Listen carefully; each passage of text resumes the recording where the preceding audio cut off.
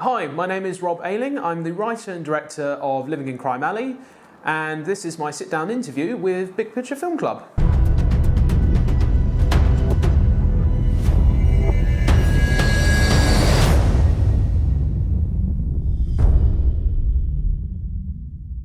So I've brought in 5 items today, which will hopefully tell you a story of those items, but also an overall picture of the past, present, and the future of my fandom of Batman, basically. So let's start with the first item, which is this.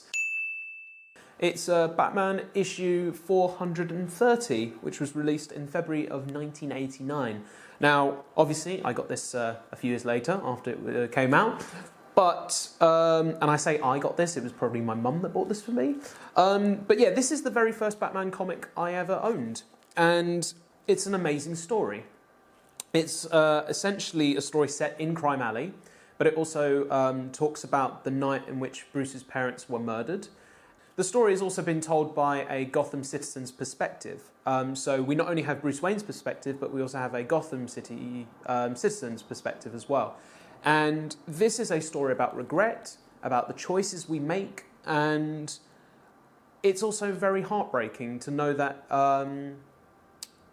from a child's perspective, to lose the parents the way that he did, and also the last conversations that he had with his parents. It also brings across a massive lesson about being careful about what we say to one another, making sure that we always say we love each other. So when I was very young, I lost my father at a very young age, and in many ways, discovering Batman at that age as well was almost like discovering a new father figure, almost. And so he's always kind of been there ever since, really. He lost his parents at a very young age. I lost a parent at a very young age, and we didn't let the traumatic event completely destroy us. We actually made ourselves better, actually. We became stronger, and we didn't allow it to bring us down so much. We actually rose up from it and actually became better because of that traumatic event. And for that, I will always thank this character for that. And as I mentioned before, it's almost like having another father figure or a replacement father figure. Losing one father and now having Batman on my side was, you know, the right hero that I needed when I was at my worst. So yeah, this is a very special comic for me, learning those lessons at that young age as well. So that's Batman number 430 there. Really recommend this read to any Bat fan out there. Next item, which I think will please a lot of fans, is this. It's an original 1996-97 New Adventures of Batman action figure.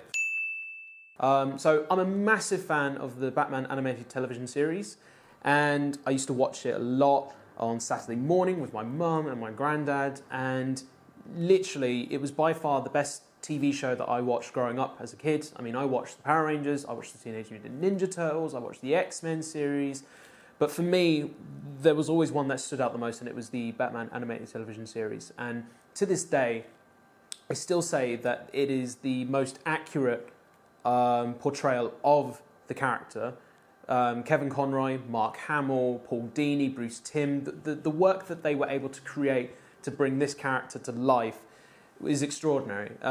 Notably, of course, Kevin Conroy, who voices Batman and Bruce Wayne, and he's able to bring that dark side and light side to the character so well. And yeah, for me, it is my favourite depiction of all the Batmen that we have seen, although I do have a special place in my heart for Adam West, of course. But yeah, this also started off my collection of action figures. So I have a huge collection at home in their boxes still. This is one of the rare occasions where when I was a child I actually took it out of the box. Had I known that, I probably would have kept it in the box, because apparently this is worth over 100 and something quid. But having said that, you don't sell your toys. Unless you really, really need to, of course. But in this case, I will not. I will not ever sell this, because this is very special to me. But yeah, that's the Batman animated television series, New Adventures of Batman action figure. And he still works here and there. driving an invisible car. Sorry, lame joke. Anyway, next up we've got this. So we mentioned the movies earlier. This one actually kind of looks like Michael Keaton. I mean, all in all, with the bat abs as well. Rubber abs and all. But this is a Lego Batman. And I've got a really amazing story with this. So I actually got this a few years ago from my lecturer, who hadn't seen me for the best part of 3 years, I think. And he found this in a charity shop. And I think he said it cost him like a couple of quid or something like that. But he bought it and he kept it for me for those years until I saw him again. I bumped into him at the university that I used to go to in Bristol. And he said, "I knew I'd be seeing you again. Here you go." And he handed it over and he kept it in his office for that long. And I thought that was very moving. I found that very moving, actually. And yeah, I've kept it ever since. And I actually had this on set with me when I was making Living in Crime Alley. And it embodied the spirit of two people. One who is my casting agent, who couldn't be there on the day, unfortunately, who's a huge fan of Lego Batman. And also Mark Barton, my lecturer, who, again, taught me the best lessons in film and filmmaking. And for that, I will thank him forever and honour his friendship. And the fact that he gave me this and saved it for all that time was amazing. As I mentioned the movies earlier. For me, because I want to settle the debate almost, my favourite live-action Batman is Michael Keaton. However, the better Bruce Wayne is Christian Bale. And you can fight me on that if you want, but it's the truth. Face it, Bat fans, it's true. And you can fight me too if you want, Presh. I don't mind. So, next up, this one is kind of obvious, but it's this one here. So I have, and this is true, over 60 New Era hats. 60 New Era hats, and over 20 of them, I would say, are Batman related. And this is actually number 60 of the lot.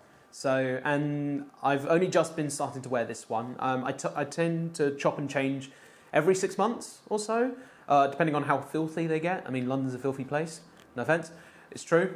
But the fact of the matter is, the reason why I wear a Batman hat is just, I'll be honest, it was just a thing that I did as a child. I was very self-conscious of my hair. I really didn't like it. I mean, it's not to say that I have terrible hair. I mean, I think it's perfectly fine. Apparently, I've got a magnificent quiff, according to my friends. But yeah, no, I've always just liked the design, and I've always just liked wearing hats. And for me, it's just an easy way of showcasing my love for the character without having to be a bit over the top with, wearing T-shirts all the time or too many badges. Again, I say that with 2 badges related to Batman here, but, part of the promotion. But, yeah, I've just always found the Batman hats that they've done, the New Era hats that they've done, to be really cool and unique and great for the license as well. And it's just another part of my collection as well. So I've got, like I said, over 20 different Batman New Era hats and 60 overall. And so now on to our final object, and this one is a very recent object. So it's in its box still, it's not a toy. But I do have to thank one person because they made this for me. So this is from the props master, Daniel Hornsey, who makes magnificent Iron Man costumes. But he also makes wonderful, so I'm just going to open it up here, Batarangs. This is the official Batarang for Living in Crime Alley. And he essentially took the design that I said I really would love this design, and he said, great, popped it in a 3D printer, and he scanned it several times to make it a little bit more thicker. And this is the one we use in a close-up in the film. And that doesn't give anything away from Living in Crime Alley, because, spoiler alert, Batman is in the film. Shock for a Batman film.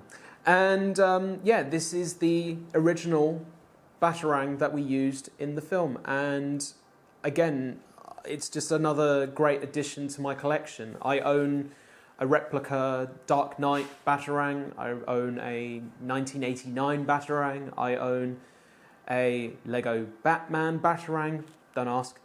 And now I own my very own designed Batarang, which, as I said before, the props maker was very kind enough to make for me and said, don't give this away. You know, this is for you. This is This is an embodiment of all the hard work that you've done to make this film a reality. And again, I'm just very grateful for him and everyone who's worked on Living in Crime Alley, because it has been a remarkable journey, almost 2 and a bit years of my life, really, getting it made. And actually, funny enough, I remember saying on an episode of Big Picture Film Club that I didn't think I'd make the film. On a podcast episode, they asked me, do you think you'll make it? And I said, nah, not really. And then a year later, here we are now. The film is completely finished, and we're very much on our way to getting it released. And I'm really excited to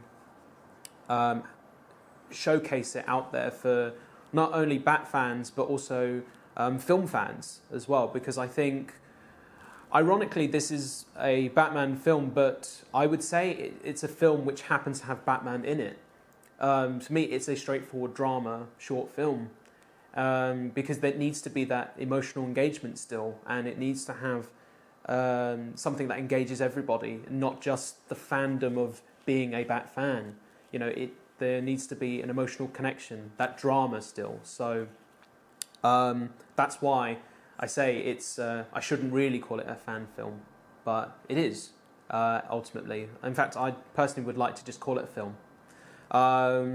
Anyways, those were my 5 items. I hope you enjoyed all of that and it wasn't too monotone of my voice.